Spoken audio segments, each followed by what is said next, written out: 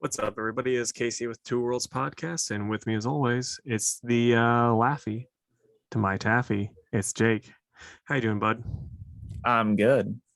What makes me laughy over taffy? I don't know. I just, again, it's the first thing. No one says that, Taffy Laffy. But Fair enough. so I read an article in Men's Health, and it had the dryer's favorite exercises. And you know what its favorite exercise is? What is it? Spinning. Ah, I have a Laffy Taffy here, so I just wanted to read that. it's a good one. Yeah, I added a little bit of my own flair to it. Okay.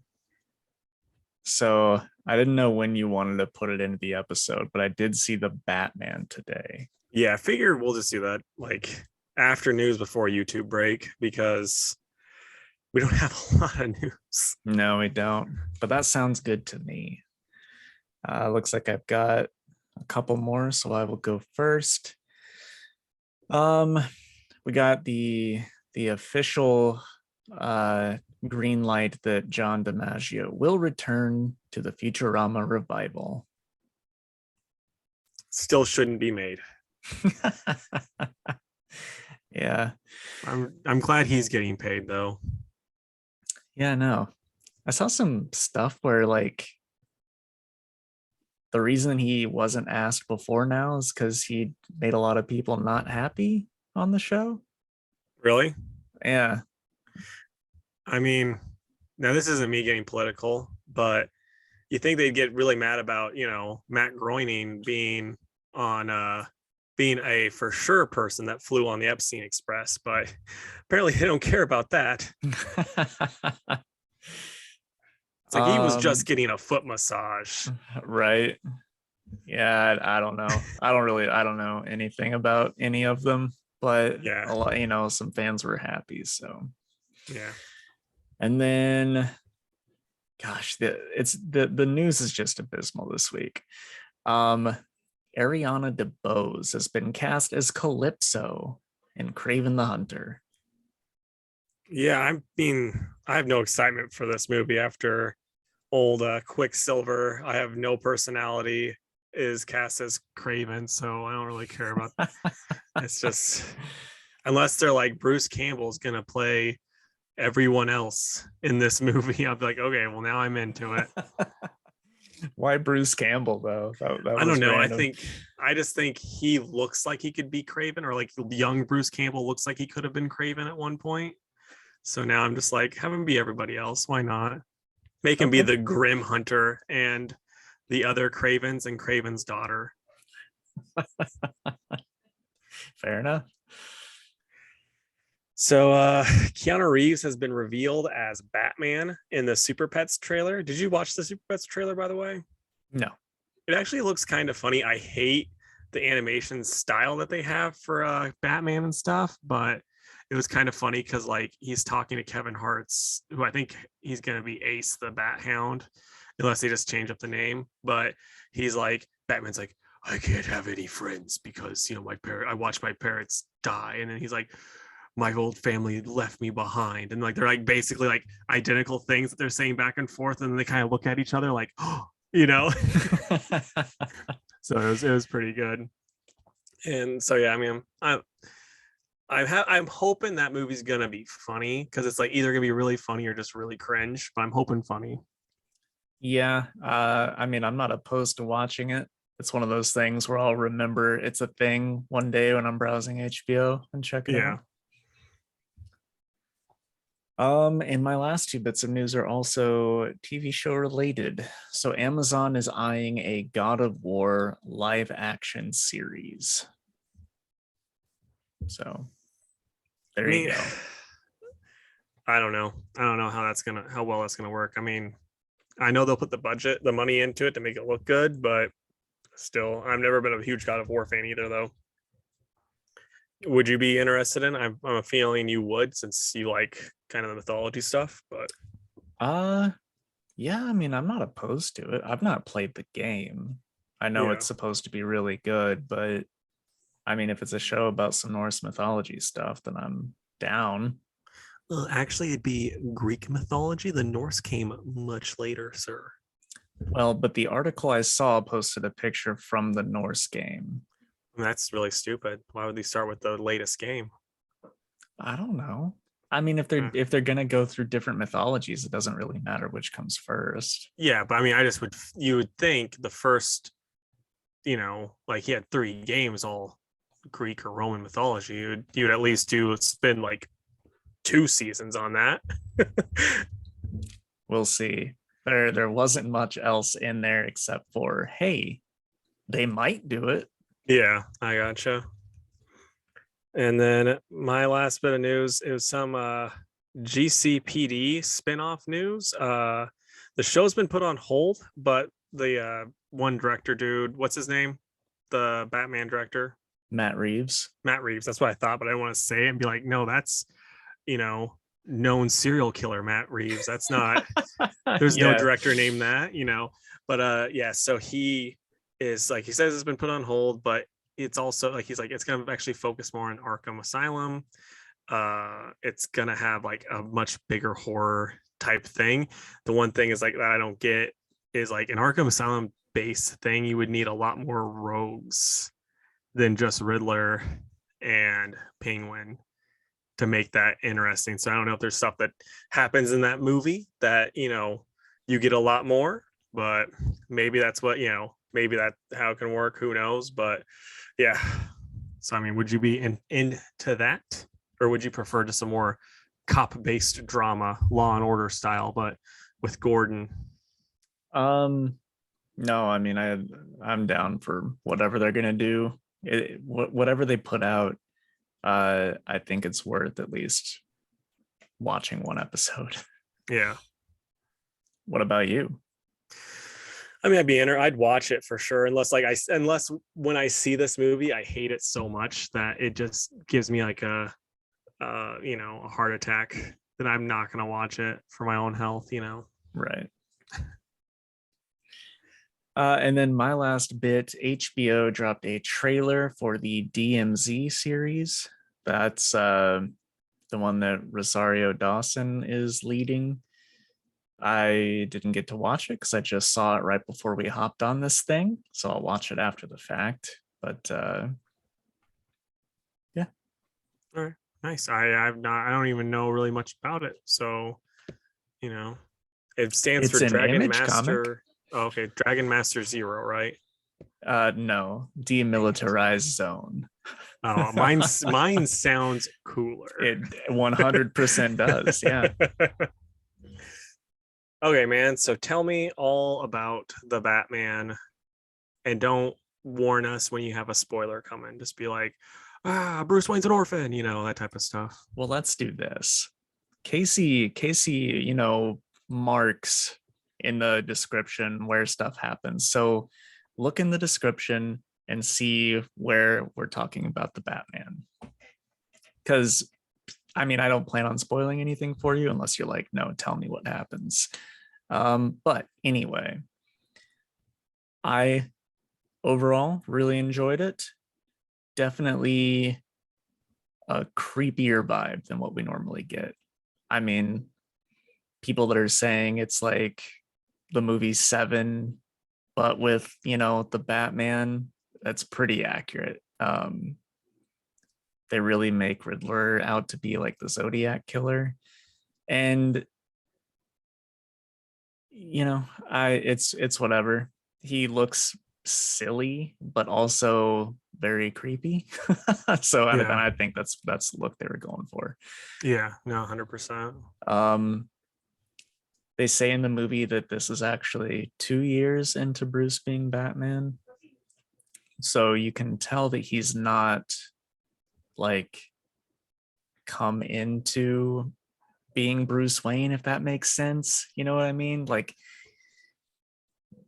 I saw something on Twitter earlier that was like, this is the only Batman movie where there's not a scene of Bruce in a tuxedo at a gala somewhere in the movie.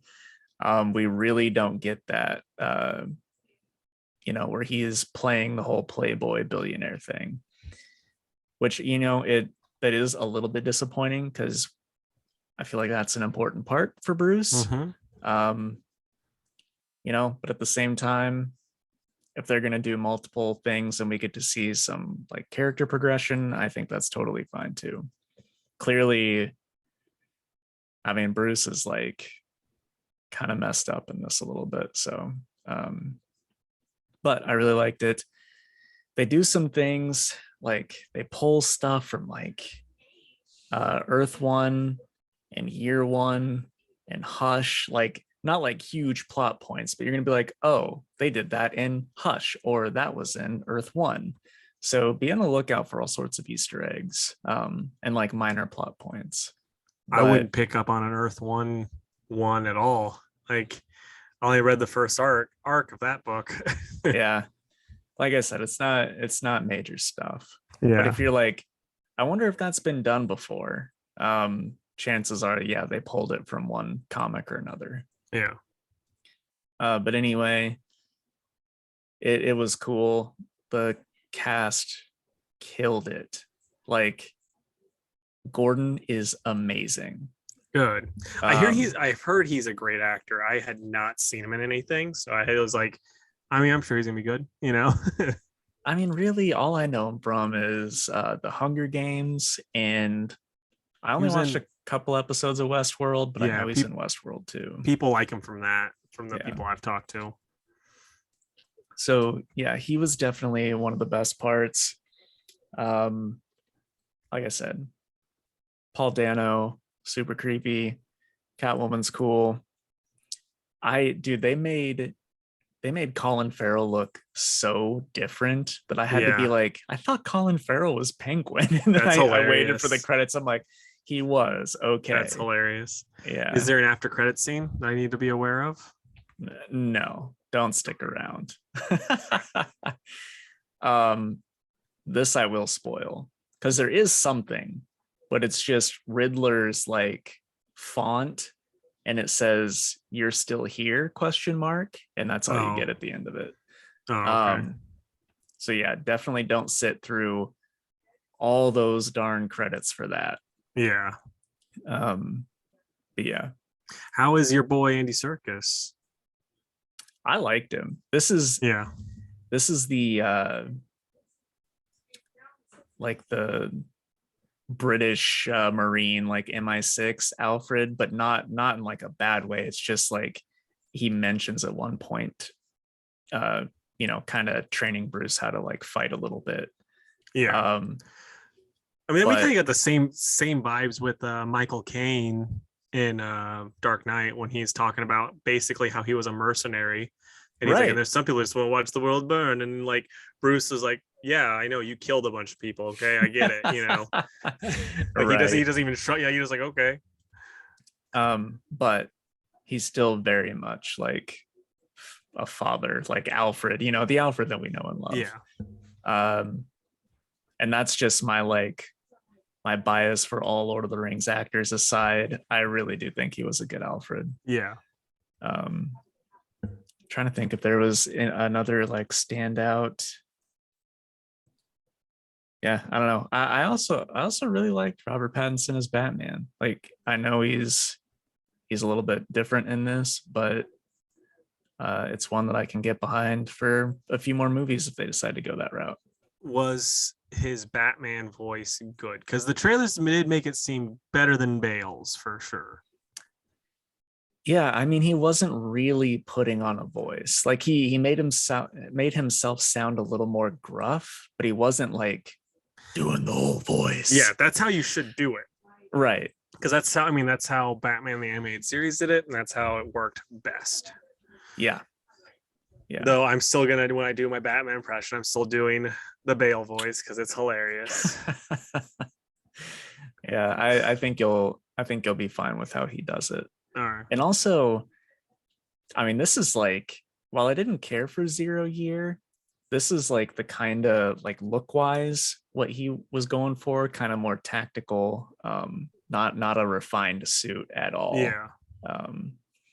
Hope we get the purple gloves then.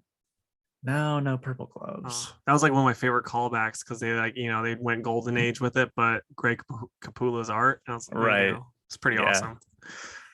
awesome. Suit's still cool. Super cool. I like how they do some of the gadgets. So, and there aren't like a lot of gadgets, but whenever he uses them, it's like that's kind of how it would work, sort of thing. Yeah, are the gadgets less for fighting in this and more for detective work? I Or mean, is it kind of 50-50? really more. I'm gonna say half and half because he uses like contact lenses that record everything he's seeing so he can go back later and look through it. So that's detective Okay. work. But then he uses his grapple a lot. And most of the time it's just for traversing. But like once or twice he uses it to like trip up somebody or something like I that. gotcha. So a little bit of both. Right on. Yeah. But otherwise, unless you have any specific questions, I don't really want to give anything away. Yeah. No, I mean, here's the one thing. Was the Joker spoilers that I brought up, was that accurate? Because Remind me what you said about the there was an spoilers. actor that was supposedly going to be playing Joker. That was like going to be the big reveal at the end of the movie. Was this guy's Joker? Like we're going to get Joker basically set up for the next one. Yeah. Okay. Shoot, I didn't expect that. I was expecting that not to be true. It's just at the end. Well, spoiler alert, Casey. Riddler doesn't win. So Riddler's in Arkham. And then there's somebody in the next cell over who just gives a little Joker-esque speech and then like cackles. And that's really all you get. I gotcha. The voice was fine. I didn't care for the laugh, but they'll probably work on that if they decide to use him as like but that's the thing, like say they do this show, who knows who else is sitting in Arkham at this time? Yeah, right. Because technically he's been Batman for 2 years, and also we really don't get anybody else that's in there other than those two. So, and I'm pretty sure Matt Reeves said that that the Joker isn't full on Joker. He's just like, maybe he's just a criminal at this point who happens to be in Arkham. So, and one last question: how much cringy Tom King Bat Cat dialogue is there? Just the one. Okay, thank God. That scene is so dumb though, and let me tell you why. It's at the end of the movie, and Selina is at a grave, and Batman pops up and he scares her. The grave. He's like, yeah, I'm your mom. Yeah, pops up out of the grave, and anyway, she's like, oh, like I wish you'd quit scaring me, or just say hello like a normal person. But then they have their scene and they both leave on motorcycles that are parked there. So I'm like, she didn't hear him pull up, or was his motorcycle already just there? Like it didn't, you know what I mean? Like it didn't make any sense. She's so surprised that he's there, but then he gets on his motorcycle. He has a very nice bat muffler on his motorcycle that makes it very quiet. Except for every other scene in the movie. No, it's an electric, and he's got the button to make the loud noise to be intimidating. So it's just like, he's like, I'm driving an electric version because I care about the environment. Right. But in that scene, that's when she's like, the bat and the cat, I like the sound of that. I don't think she rhymes like that, but it's like no rhyming. Dr. Seuss. Yeah. Yeah, otherwise their dialogue is different. All right. That's good. Yeah, man, that's all my questions. So out of 10, what would you give it? I mean, I'm sure I'm still like riding the high of it, you know what I mean? But apart from some like really minor stuff, there wasn't anything that I was like, man, that was just so stupid. So I'm at like a 9 out of 10. Right on, man. My favorite prior to that this was Batman Begins, and it's definitely like right there with it. Yeah, nice. Okay. So yeah, now we will take our ad break and then we'll come back and talk about the comics we read. So we'll be right back. All right, man. Any fun stories this week? No, I'm not. No, I don't have many fun stories right now. What about you, man? No, not really. Shit. Um. I Well. got a milk crate for my records. Ooh, is that a new subscription service? Milk Crate, like Loot Crate? You just get a bunch of milk. Yeah. No. But I'm to the point where like I have more than a few, Yeah. and I was like, oh, I'll be a cool hipster and get a milk crate because I see people do that. Mm-hmm. What the website didn't say was you're getting 3 milk crates. I thought I mean, was just getting one. now you have more room for your records, man. That's true. And I keep thinking of more and more that I could get. So it's starting to become a problem. The one thing that I'll say that the downside to the Milk Crate way of doing things is you can't stack anything on top. You know, like you have this, and now you have to put that on top of something else, and you have to hope that you don't ever have to stack anything else because you're done, you know? Yeah. So I've got this little table thing right next to me that's got my record player, and then there's space for that there. Nice. So it shouldn't be an issue. It's just this room is an absolute disaster at the moment, and everything's just kind of everywhere. But my life is a disaster. So like if you saw everything how I have my comics set up right now, you would throw up. Well, now I kind of want to see it. I'm going to show you this book that I started reading. So it's called A Kim Jong-il Production. And so there was this I'm blanking on the dude's name now, but there was this South Korean director, and he was like the top of the line directors in South Korea. And then his wife was like the top actress in South Korea, and she got kidnapped in Hong Kong by Kim Jong-il because he wanted to make good movies because they were only making shitty movies in North Korea at the time. So he kidnapped her, wanted her to defect to North Korea, and then he also kidnapped her ex-husband, who was the great director.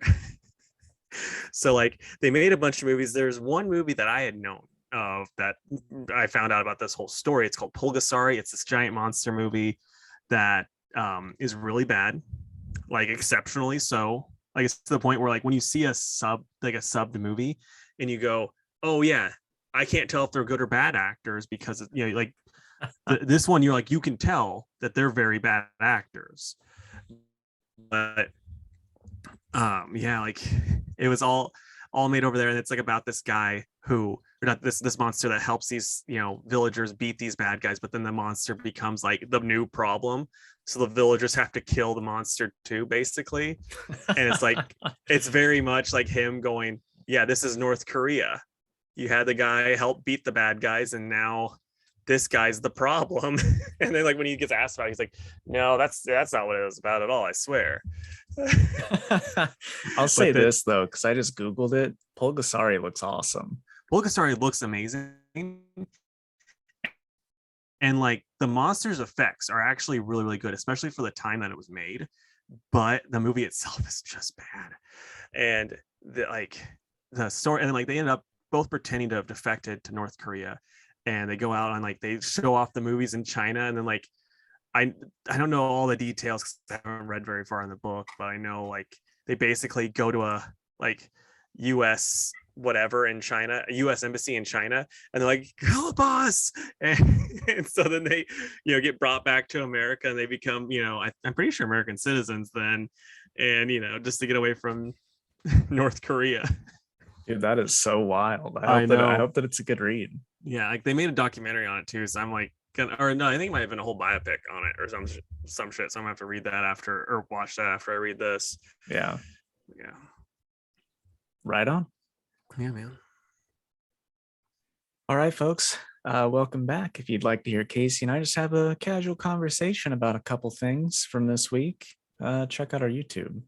That is Two Worlds Podcast on YouTube. There's talks about records and milk crates and a North Korean kidnapping. And I'm not even kidding. So it's just the usual, really. Just the usual. But anyway, Casey, what comics did you read this week, my dude?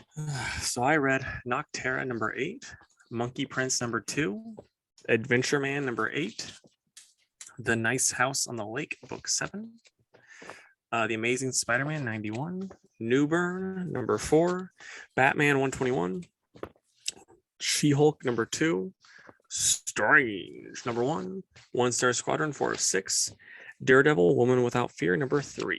What about you? I read Batman 121, The Thing number 5. Oh shoot, I forgot about The Thing. I don't know how I missed that. Jim Henson's The Storyteller Shapeshifters number 1, Woman Without Fear 3, Strange number 1, She-Hulk number 2, and Moon Knight number 9. I'm very upset about The Thing. I can't believe I missed it. I know. I made it a point to read that for you. I know. Was it I am curious though. It was all right. Once we're done like talking about all the books, I'm curious what your favorite from the whole week is. Right on. It's just a solid week. Like that's one thing I was exactly. Like, I mean, like there's like one or two that I wasn't, loving, but for the most part, everything was really, really good, and the good stuff really hit. Right. But we're gonna start the timer for the hour long comic review. Hopefully, it's shorter than an hour. Okay, should be. So we're gonna start with Nocterra.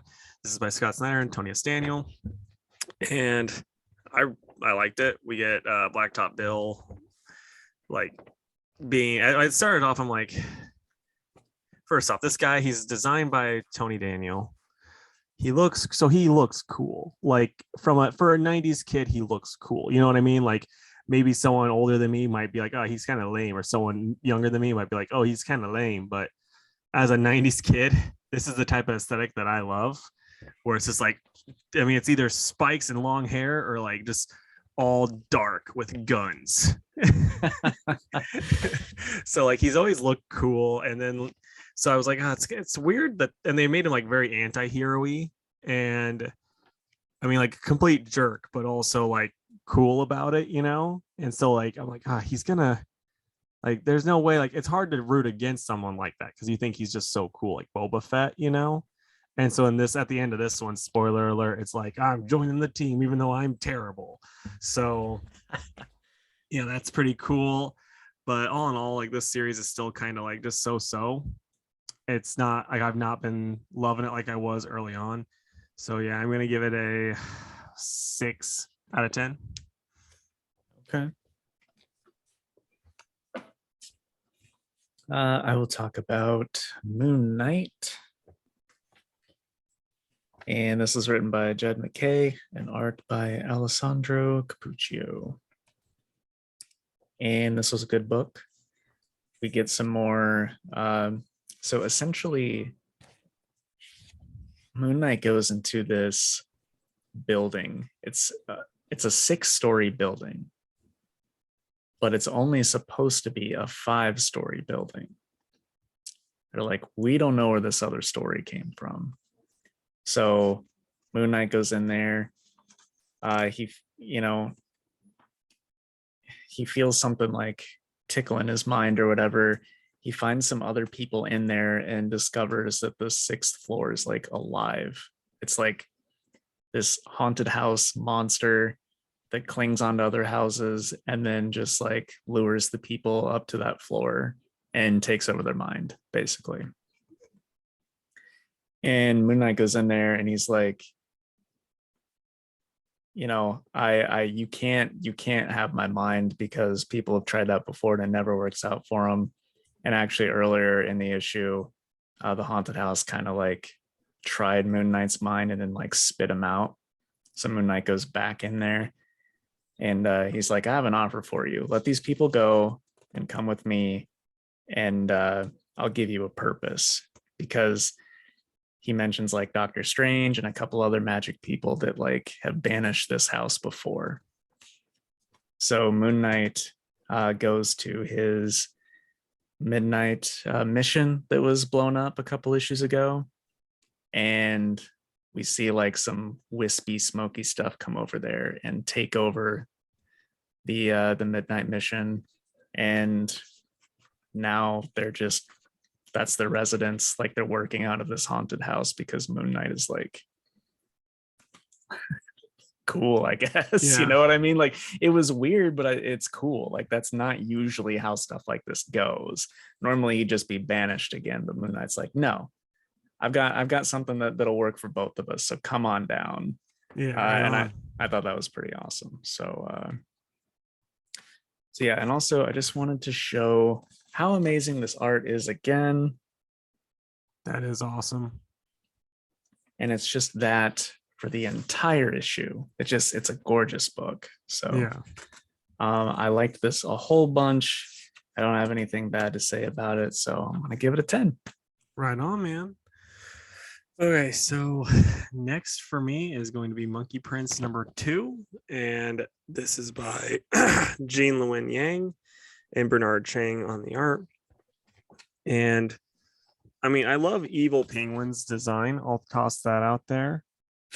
I do like too. That doesn't look like Colin Farrell either. And but yeah, the story itself, it's like it's perfectly it's interesting and it's fine, and it's like its character learning how to do stuff. Where it falters, in my opinion, is the way Batman and Robin are written, specifically Robin.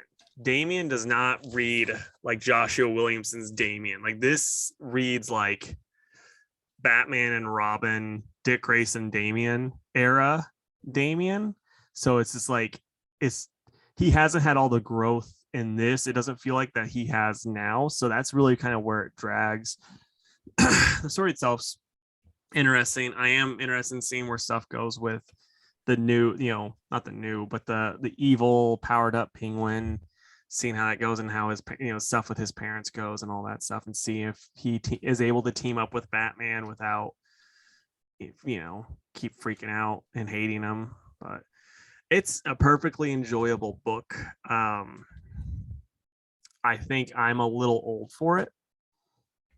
Like I do think this is a book kind of for people in the late teens, early 20s area. And being a crusty old 30-year-old, it's less for me, but it's fine. It's a 5 for me, though. Are you going to keep reading it? I mean, it's a limited series, so probably see how it goes. I mean, you read Crush and Lobo, right? And this is still like better than that in every way. Yeah. Except, actually, I don't know. Their art in Crush and Lobo was really good. Yeah.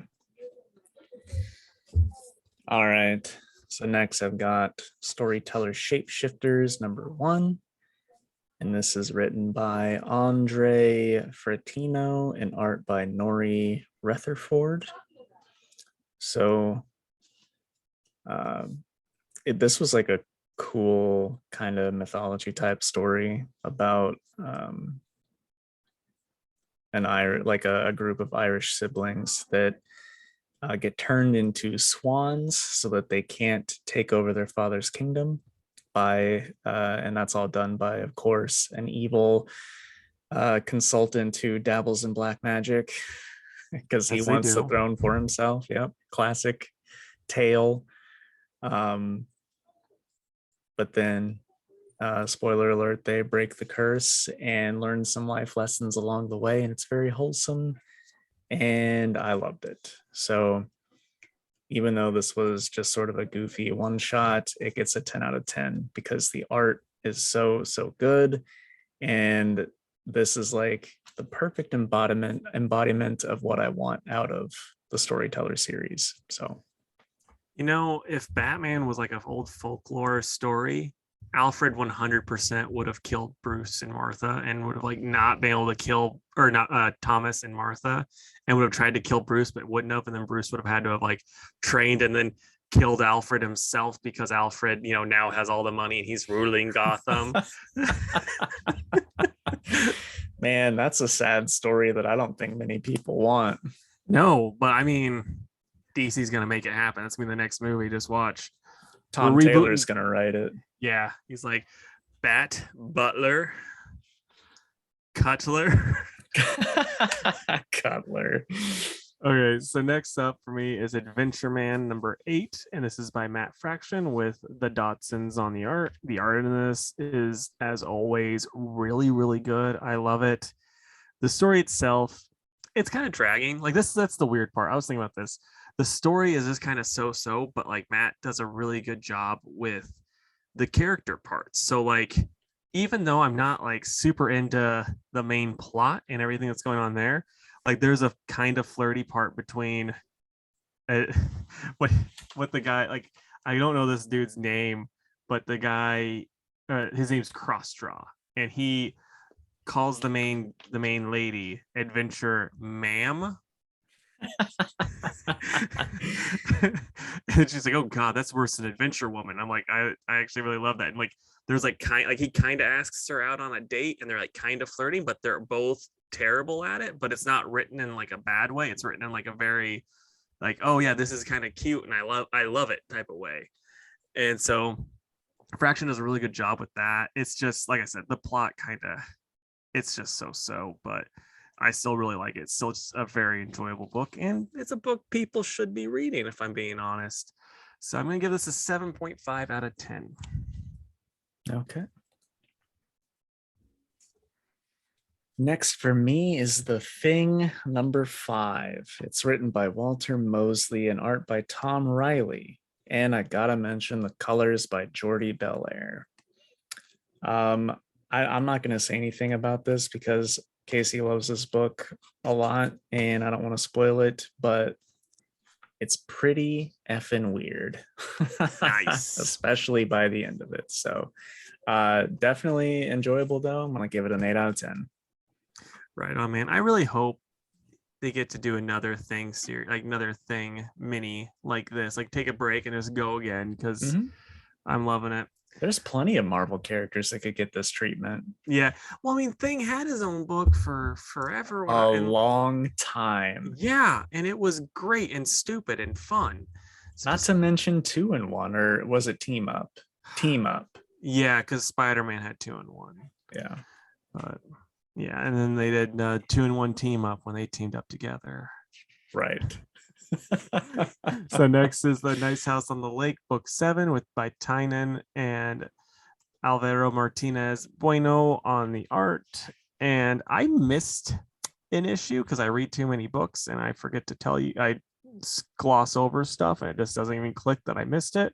So like, I was very like, this is the type of book where you don't want to miss an issue, because I was very lost. But it's interesting. It is, though, very much a book that I think it's going to be better collected. It's doing less for me now than it did prior, and it's been kind of slowly doing that. There's like every once in a while something happens, I'm like, ooh, this is cool. Then it kind of goes back to being like, okay, let's wait till that next cool thing happens, Right. So yeah, this was just all right, and I'm gonna give this a 5.5. Are you still got more books? Nope, I don't. Oh, never mind. So I'm gonna get through The Amazing Spider-Man number 91, What Lurks Behind Door Z, and this is by Kelly Thompson and Sarah Pacelli and Fran Gala doing the pencils. So I normally complain, I'm like, oh, this book just covers what happened last time. And we took 2 pages of this. Well, this time it's the exact opposite. It feels like there was 3 pages that they could have had in there to kind of show us what happened between the 2 issues, because this time they're just, both Spider-Men are just at this place fighting a bunch of baddies. It's like, oh, okay. And then the Daughters of the Dragon show up, Missy and what's her name, and like they're very Bendisified, where like they have the quippy dialogue throughout, and it's like the little bits I've read with Misty, she's never acted like this outside of when Kelly Thompson writes her. So I mean, it's not my ideal way for her, but at least we get Misty. Like that's kind of like one of those things where it's like the same thing with Hercules and Nova and Al Ewing's writing. I'm like, I don't like the way you're writing these characters, but at least they're not forgotten anymore. It's like that's a plus, but it's also barely above zero. But yeah, so it's like I said, it's interesting, and like the big reveal of what's behind door Z, number Z. Is it zombies? No, Oh, it doesn't start with Z at all. oh, Yeah, it's just like ABC. This is the last door. But it's pretty cool, and you'll see what's on there when you see the cover for the next issue. That's gonna be drawn by Art Adams. It looks amazing. But the story itself, again, I said this was a really solid week. We haven't really got to the really, really good stuff yet. So this is like a 6 out of 10 for me. It's still really, it's perfectly fine, but it's as a whole, this Spider-Man series would do a lot better. One issue a month, exercised. well, hopefully, well, it should be getting back to that once a month real soon. Yeah, but I don't know about that art. Oh, I know about it. It's terrible. All right, so next is Newburn by Zdarsky and Jacob Phillips. And this story is pretty dang cool. So Newburn gets approached to figure out who killed a cop. And he's like, I don't work for you cops. And then they're like, you do or we kill you, and so then he has to do this job. And he figures out what happened. And then he basically, it's just like the cops that were like playing him. He's like, you've been played now, and he turns the tables, and it's a pretty cool one-off. Like this series has just been like a like mystery of the week type of thing so far. So like I do want it to get like kind of a bigger story going. I think that's where this series is going, but it's still really enjoyable. So I'm at a 8.5 out of 10 on that. Nice. All right, so what order do you want to do this stuff in? I'll let you choose. I think I chose last week. All right, so let's start with Strange. 1 star, and then go 1 Star Squadron, Daredevil, She-Hulk, Batman. Okay. I don't have Batman and 1 star in front of me because I read them at work. So you take over on those. That's fine. I can do Strange though. Sweet. Okay. So, which by the way, I got the Artgerm cover. It's so That's nice. Sweet cover, man. Yeah. So this is written by Jed McKay, and pencils are done by Marcelo Ferreira. Which, by the way, dude, after this book and Moon Knight, Jed McKay is rising in the ranks for me for writers. Yep. Like with his Strange stuff, and I'll talk about this with this book too. It's like it's a very high and then like not really a low, but it's like high and a medium. Mm-hmm. And that's how Death of Doctor Strange was. And that's how this whole book is for me. There's some parts in it that I'm like, oh, this is awesome. There's other parts I'm like, okay, this is fine, But like, what were the awesome parts? I mean, first off, the art in it is awesome. So I know that has nothing to do with Jed McKay, but when Dr. Doom tries to like basically tell her, Cleo, what's up, and she's just like very much not having it. That was awesome. Yeah. Like, and then I liked the way Wong was written. I kind of didn't like it too, but I liked it a lot because it's like, yeah, his best friend is dead and he's very unhappy about it, And then, I didn't like how she just kept being like, I need the good stuff of coffee. Like, that's no offense to you. I know this is going to be very much like, you sounds like I'm attacking you, but that's insufferable.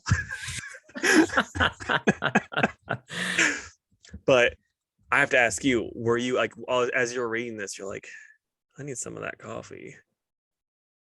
I mean, I read my comics early in the morning, so I'm already having coffee as I read it. So I Yeah. was mostly just like, I get that. Yeah, I didn't know if you're like, I need to go to this bazaar and find some of that coffee. I mean, I would certainly try some Dark Yeah. Dimension dark roast because I had, as mentioned before, I love a good dark roast. Yeah.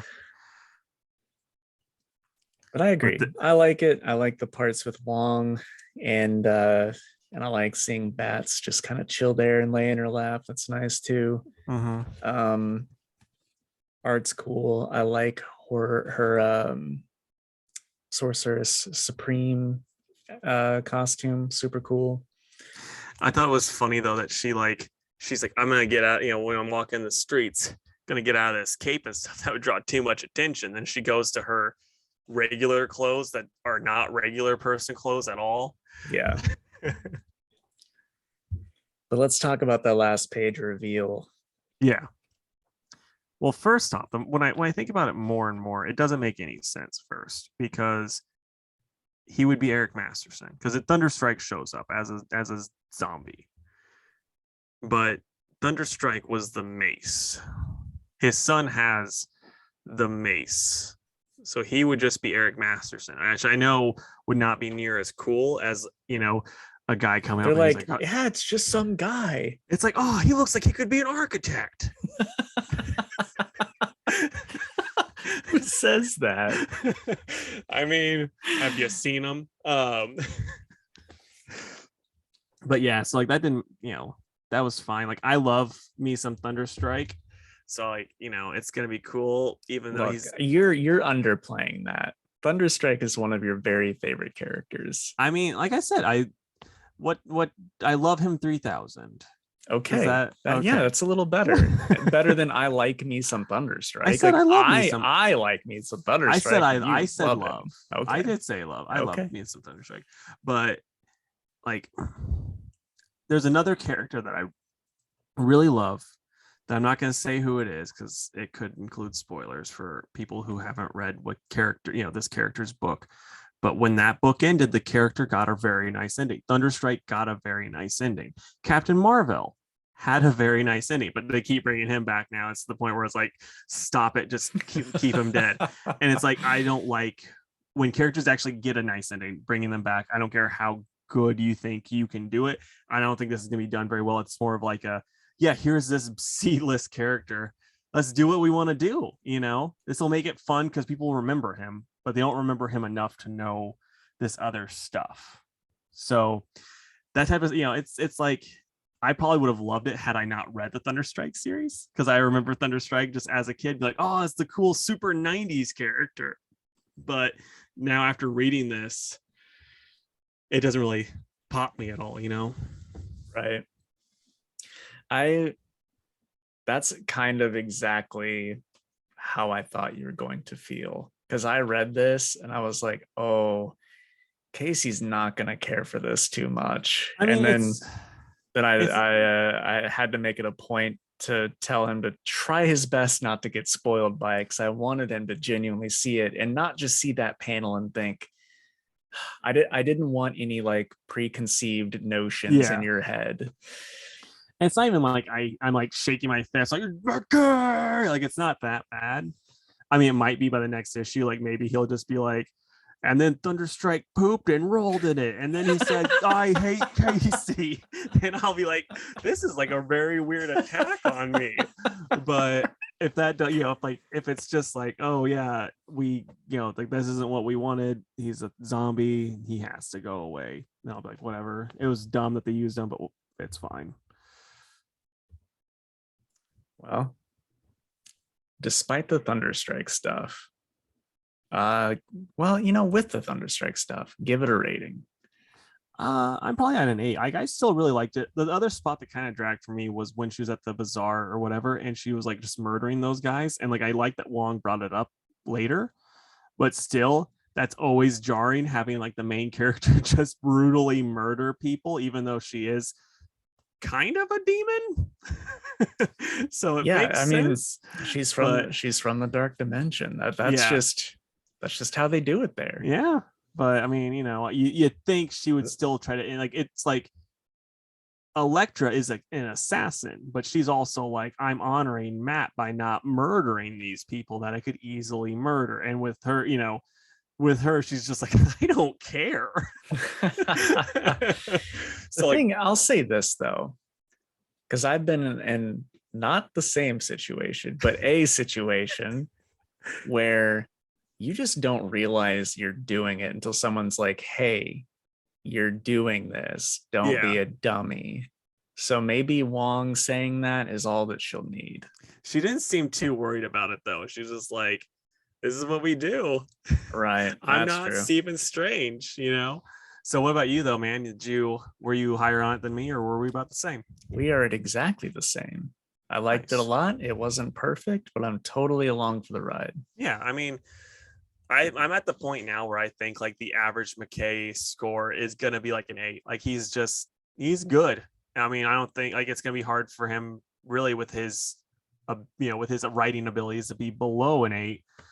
And Right. odds are he'll get 10s. Yeah. He did just this week. Yeah. So next up, it's gonna be Star Squadron by Mark Russell and Steve Lieber.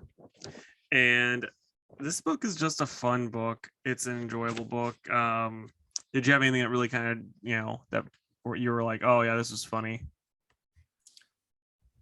I know there was a part I laughed at, but not having it in front of me and reading it like 3 or 4 days ago, I don't remember. But I know that I liked the book a lot. There was one part because we've made fun of NFT people before, and this part kind of made me chuckle. There's Yes, also yes, that was the part. Thank you. okay, because she was like, yeah, they paid like $3 million for it, so I'm literally working under a $3 million painting, and they think they can sell it for 4. I'm telling you, if this place ever goes up in flames, I'm cleaning that painting. That way, they've got to save me too. Yeah, I'm completely aware of my lack of value. Oh, hold on, Debbie, Mr. Tornado, the board will see you soon. And then he's like, and then Tornado's thinking in his head, and he's like, surely they know a good investment when they see it. And then it cuts to the big NFT painting. Yeah, which is literally, that could be any of them that I Yeah, see floating around. it's a monkey fish smoking for those listening. And, and then there was another part too that made me laugh because like he's having to move different people around, basically like they wanted him to let him off, and they were like, oh, he's gonna be doing the Alec Baldwin tells the salesman about the sales contest where the third prize is you're fired, and then Plastic Man shows up and he starts doing bits from that. And then they have to tell him like, oh no, yeah, we're letting off a lot of people. And I thought that was funny too. I just like seeing Plastic Man. I do too. And also I like the whole, hey, buddy. Like clearly everyone knows he's just trying to keep his job sort of thing. It was fun. It was fun. But this book is just enjoyable. I mean, the only really downside, and like I always take it as it's not in continuity, but is Power Girl. I don't like how she's written in this. I think she should be written honestly. Like I would like kill to have a Rainbow Rowell Power Girl series. I think she would kill it because she's killing it with She-Hulk, and in my opinion, they would have similar personalities, and then you can make that work really, really well. Yeah, so she just shouldn't be here. She's not the same caliber. Yeah. As he's, and I don't think Red Tornado is either, but I mean, whatever. That's why he's in the management position. Mm-hmm. But yeah, so like outside of her being out of place to me, and that's why, like I said, I think it's out of continuity. That other than that, I like this book a lot. I'm at an 8.5 for it. Yeah, I put it at a 9. Right on, man. Okay. And then we've got Daredevil Woman Without Fear, number 3. It's written by Chip Zdarsky and art is done by Raphael De La Torre.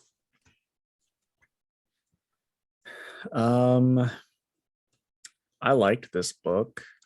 There's a big thing this week though, where this was actually supposed to come out after next week's Devil's Reign, which is number 5, I think. And that didn't happen. So if you read this book, you will be spoiled for Devil's Reign 5. So Casey, I don't really know how much you want to say about this, but I liked the art. I thought it was a cool miniseries overall. I liked it. Yeah, the art in it is outstanding. The fight, I mean, we can talk about the fight between her and Craven. That's So true. like her and Craven fight, and like before she's very much trying to fight like Matt, and she talks about that. She's like, "Oh, I'm not a boxer. I'm not going to be taking hits. I'm an assassin." So then she figures out a way to, spoiler alert, not get killed by Craven and beat him. Like, I mean, I don't think you were really expecting her to lose that. That's not the big spoiler. And then some stuff happens, and something I thought that was wildly cool on that last page, when she was looking at her weapon. That's as much detail I'm going into it, but I thought that was really, really cool. What do you think about that? Yeah, I thought it was definitely a twist. I did not expect it. Which we shouldn't, since we've not read that comic yet. Yeah, that's true. Well, I meant what the other characters said too. Yeah, I mean, that's what I was saying, but yeah, so I still really liked it. I'm going to give this an incomplete grade though, since we haven't read Devil's Reign, and we got the spoiler, and I kind of want to see how it works in conjunction with that. So I'm going to say incomplete for now. Well, I have to do the same, otherwise what kind of podcast would this be? I don't know, man. I mean, where we have different opinions, I guess. My dog's snoring. She's having a dream. Sleepy baby. Hope it's about comics. So next up is She-Hulk #2, and this is by Rainbow Rowell and Rohei Antonio on the art. Hopefully I got that name pretty close. But oh boy, what'd you think of this, man? So, like, overall, I liked it. Here's the thing. This issue is very Jack of Hearts heavy, and I don't know a darn thing about Jack of Hearts. Yeah. So this is what's funny. My dad, for some reason, I think it was because like when he was growing up, the place that he would get comics from, he told me, he's like, I just buy whatever they had.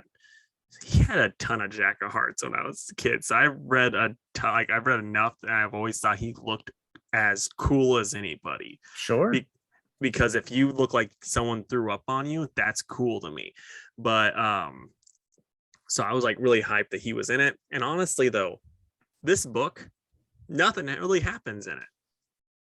Really, when you think about it, nothing happens, but I loved it so much. Mm-hmm. Like Rainbow just did such a good job of writing like I said, basically nothing, but makes it so enjoyable while you're reading it. She makes Jennifer Walters extremely likable. Oh yeah. Like, for sure. Just such a good character and a wholesome character. And I like the part where Jack was like, if we do this, then Tony is gonna be a douche about it. And she's like, yeah, he is gonna be a douche about it. But they don't do that. And then she like wants to get pizza with him or whatever, which I realize that means nothing if you haven't read the book, but you should be reading the book. But still, I love it. Yeah. The one thing I thought was funny too was like, she's like, you need some water. He's like, I don't drink water. And then she like looks, the water that she got him is empty because he's already drank it. And then he's like, I don't eat. And then he's like eating all this food and all this type of stuff because like clearly his powers are changing. So yeah, I'm very into it. I'm very excited to see what the next issue brings. I hope this series goes on for hundreds and hundreds of issues because I love it. It's going to be a 10 out of 10 for me. That's funny. I'm also out of 10, and I'll tell you this too. I think the cover, all these Jen Bartel covers, deserve 10 out of 10 too, because the colors are amazing. The face is just beautiful. I love everything about it. Yeah, and also the interior art is great time. It's so good. Yeah, this series, it's just like, this is the perfect tone for a She-Hulk series. Don't get me wrong, I love the Tamaki run that was prior. That was a little bit more dark, a little bit more with Jen dealing with her, her mental stuff. it's like I don't want that for forever for Jen, because I think Jen should be more like this versus that. But I do think that was a good series for her for growth. But this is what I like. Yep. It's very much like the Top Gear meme where it's like, this is good, but I love this. Right. Okay, and then Batman 121, and this has got Joshua Williamson on the writing duties, and then we have Jorge Molina and Mikhail Hanin writing. So yeah, this starts where the last one right where the last one ended, where Bruce and Lex are going to team up to take down Abyss and Batman Inc. But then it's like, psych, Batman Inc.'s been on my team this whole time, which didn't really make a lot of sense. That's one thing that kind of annoyed me, because he goes, Batman go like while they're doing, he's like, Code Club of Heroes, and then Abyss is like, what's that mean? And then the heroes, like, we were never on your side, and they start fighting them. The way later you said that. I know. But well, I mean, that's clearly how the Hood talks, or whatever the dude's name is. But yeah, so then like they do that stuff, and then later on they're like, they ask Batman, they're like, hey, how'd you know that we weren't working for him? And he's like, it's just like, wait, so he didn't know? He just said this random code, and they're like, oh, this is the real Batman. Like, that didn't make any sense to me when I was reading that. It doesn't make any sense to me now that you've said that. Yeah, like I'm trying to find the line of dialogue here, but the art in this is amazing. I think Abyss is a really cool looking character. They really called him out. Like, I love how the Batman Inc. calls him out too, though. And then they're like, oh, hey, I mean, like, we still have to do this stuff, even though we aren't getting your money anymore, basically. It's like, well, that's true. They poked fun at them not being around anymore when they would be still. Yeah. And then Man of Bats goes, when did you know? And he's like, that we weren't. And then Hood's like, that we weren't really working with Abyss or Lex. And he's like, in the prison, you're all amazing fighters. When you attacked me, it was clear you were holding back. And it's like, but that is just the worst thing I've ever heard. But what's so dumb about that, though, is like, he says, he's like, oh, I knew this, but it doesn't make any sense, though, because he still says the passcode, and then they're like, oh, well, now we'll stop attacking him. So that was kind of goofy, but I do love the art in this. I didn't read the backup story because, again, I just did not care. I'm like, I'm already struggling to read a punchline backup story. I don't need to read one about this. But I'm pretty hyped for the Shadow Wars. So, that's going on too. Dude, all the epilogue stuff, I was like, oh my goodness, they're setting up a bunch. Yeah, right. What about you, man? Did you love it? Did you hate it? Did you like it? Okay. Yeah, I liked it fine. I feel like it was kind of wrapped up a little too quickly. But whatever. Art was fantastic, and I like the idea that there could be other abysses out there, since Lex was experimenting a lot. I wish this would give us another Batman, which it kind of seems like maybe Ghostmaker is going to be on Batman Inc. That's kind of like the vibes I was getting. I don't know if you were getting that, but I wasn't. But I'd be fine with that. There's no reason we can't get a mini series. Yeah, I would, because I would be all about a new Batman Inc. series starring Ghostmaker and the rest of those crazy kids. I think that'd be pretty awesome. Because I would love more of the Batman Inc. guys. Period. So, because the Hood looks too cool to not be around. Yeah. But where are you at with this one? Probably like a 7.5. Yeah, I was thinking about an 8. Like, the art in this really kind of carries it. Williamson, it just seems like he was trying to do way too much when he should have had like one more issue. Mm-hmm. But it's still pretty solid. Yeah. So okay, it is time for what we are excited about next week. What are you excited about, buddy? I'm gonna say Batgirls, Thor, and Trial of the Amazons. Right on. I'm gonna go with Devil's Reign. Um, let's look at some Punisher. I'm gonna give that a try, even though like I'm usually very much let down with Punisher books because I'm always like, oh, this will be cool. And I'm like, oh yeah, he's only gonna kill the grunts and then not actually do anything about the bad guy. And then I'm gonna say Thor. Oh, I want to say too, since it's on the list, I read Joker 12 today. Oh yeah, okay, really quick because I'm sure we have time. What did you think about that character that I mentioned? Since I mean, next one's coming up anyway. Which one? There was a big reveal about a big guy that was Oh, in. yeah. I mean, I feel like we had that pinned like issue 1.